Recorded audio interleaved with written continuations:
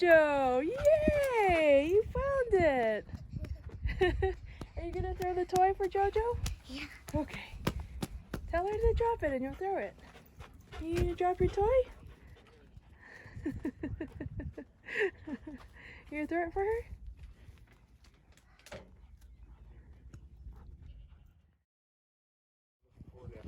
I grew up in Chicago area. That's kind of where my roots are. Oh, careful. Yeah, you gotta be careful. Right through here and they'll run right up there and they'll jump right on that damn milk thing. Some of the goats that you see in here, you'll see the short ears, like Sugar Bear here and Oreo. Really small, short ears, and that's a La Mancha trait for their breed. Okay. So all three of these guys are like mother, daughter kind of thing going on. That's why they can all be in the same pen. Okay.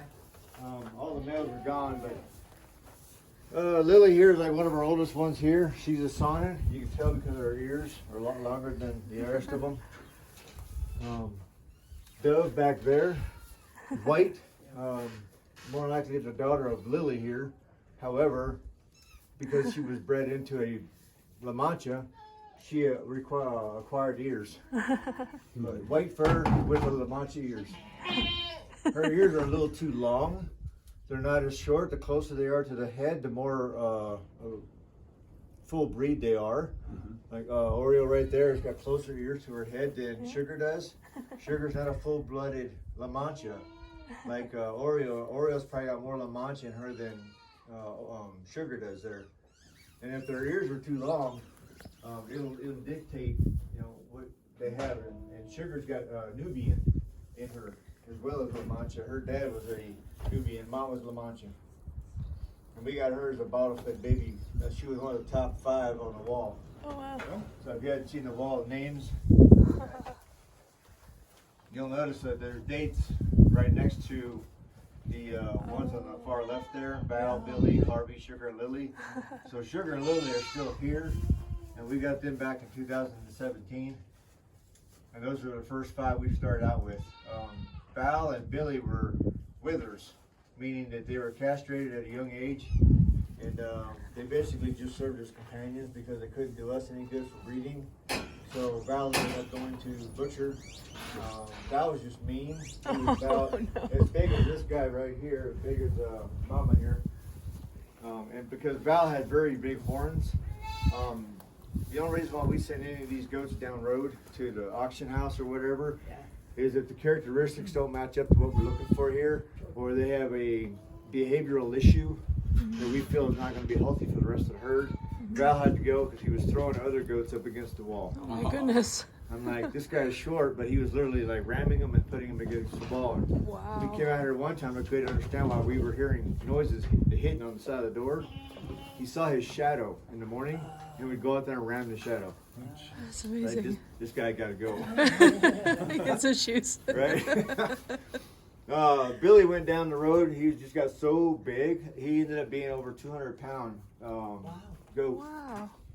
So I told the wife, I said, he's not going to do us any good. He's a great companion, but probably ought to send him down the road too. But he ended up being one of our best selves that we ever had, because we found out that during the auction house, it's not about the buck. It's about the meat. So whoever's there to buy them now, don't get me wrong, they don't always buy them for meat. They buy them for pets, or they get the little Nigerian dwarfs here, and they'll actually pick them up and actually bring them in their homes. So It's funny you said Nigerian. Nigerian dwarf.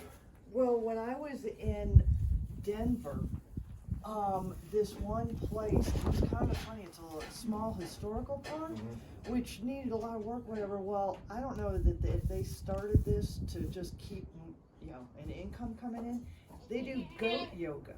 They have these small Nigerian goats, and they must have had 35 people doing yoga, and then have the goats come in and walk on their backs and stuff. It was a thing. I was like, this is really a thing? It's a thing. And it was a big thing. And I was like, well, interesting way of, I guess a business. So, and then they actually said they'll go to corporate parties, and you're like, Oh yeah. The only thing I gotta be curious about is who's cleaning up after them. Right, well, they actually even said that when they started the yoga thing was, you know, and I mean, they're wild animals and they may pee on your mat and they may, pee on your back. right, and you're just like, you know, and A lot of you're, discarded yoga and mats. Right. people are paying to do that, and you're like, okie dokie. Yeah, It was, like I said, an interesting it is a little- thing. I've heard of it. I've seen it, and I'm still blown out of the water. but it was, oh my god. I think it has a future. Yeah, the in goats yoga. are doing Right? goat yoga. Goat yoga. Yeah, the heck. Mama needed me to massage her back. Yeah. That's right.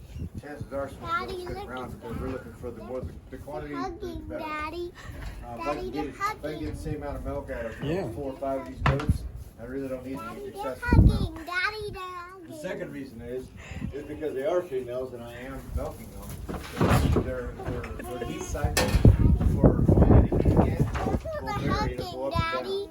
Now, Daddy. I won't be able to find out what their time frame is for their heat cycle, except through the milking process. Because at one time they'll give me 20 ounces in a day, It's like to you and 30 me. ounces to 35. They're hugging. Yeah, I don't know if they're hugging each other, you know? These guys are some of my top producers, why they have here. So they'll give me anywhere from 24 to 40 ounces. They're climbing, aren't they? But like, Ora back here, she's not the biggest goat in the world, but she's How is it there? 30. See where she's ready to go. She makes where she makes for the water. There's no help sometimes, it's just she's bad at it. Produces. So, and I'll be. Watch out, Allie. Here they go. That is funny. Hey, you guys can actually head that way and you can see the milk. Alright. Yeah.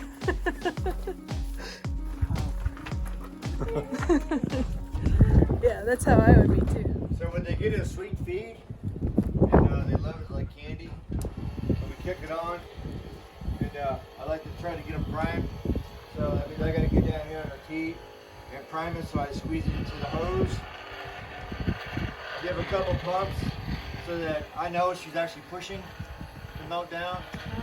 Once I know she's doing that, I can just cup her up and let the pump do the rest. Wow, do you see the milk going through, kiddo?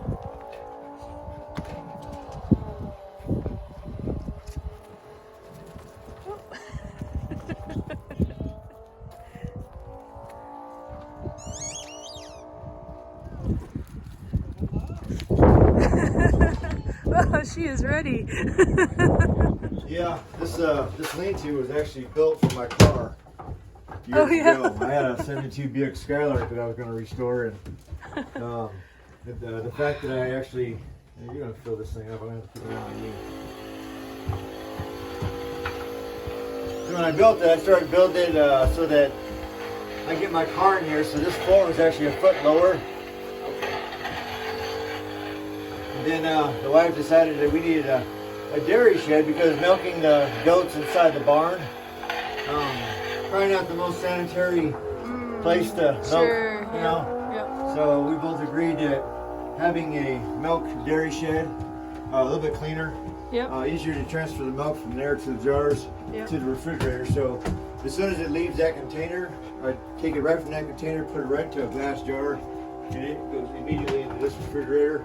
So we get minimal contact with anything outside. And then this thing fills up with milk. She comes out here, takes the raw material I give her, turns it into cheese and soap and whatnot. You don't need more material. You're gonna fill it up, huh? Yes, you are. And I don't mind giving them, you know, however much grain they need to stay steady and calm on that stand. Yeah. You know, because they'll kick, they'll raise, you know, all kinds of cane, but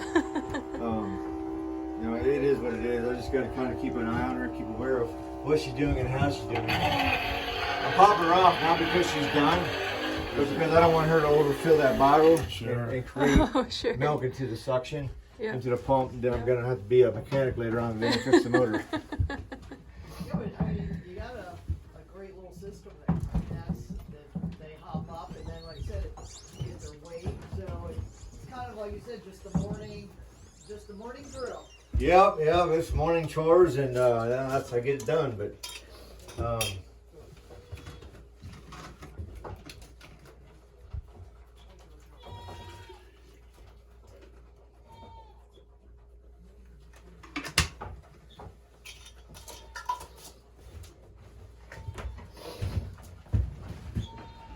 we don't like to keep it open or exposed any longer than necessary.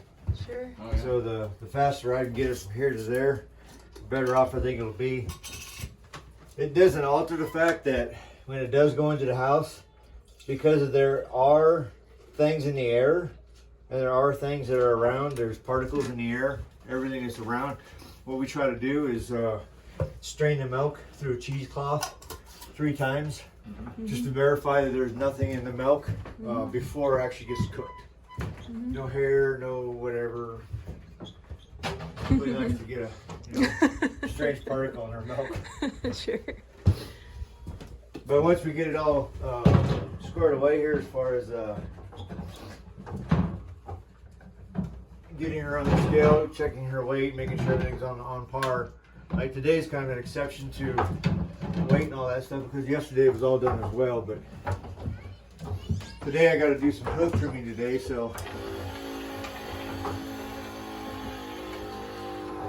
we'll get her grain, but she'll get more grain just the way she doesn't kick off the suckers. And she'll get her adequate amount of grain, and she'll be happy today. And then she'll go graze the field.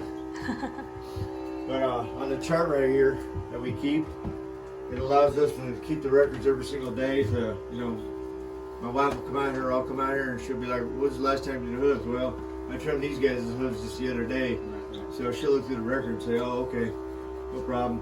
Well, weight or whatever the case may be. That way we can kind of keep track of things and try to keep our herd as healthy as possible. Yep.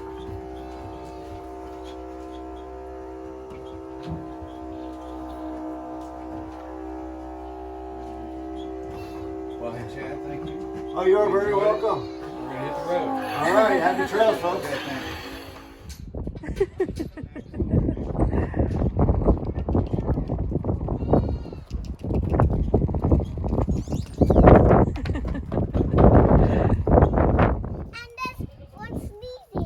There's one sneezing? Really? That was sneezing? Oh.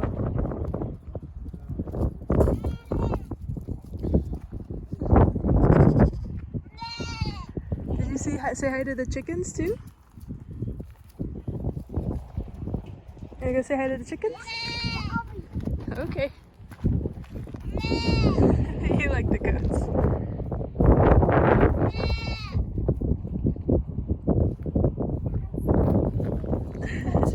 This is the chicken coop.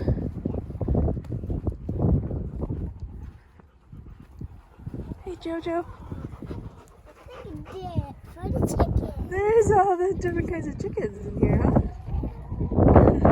I think Jojo wants you to throw her toy again. Woo! Good job. What are these for?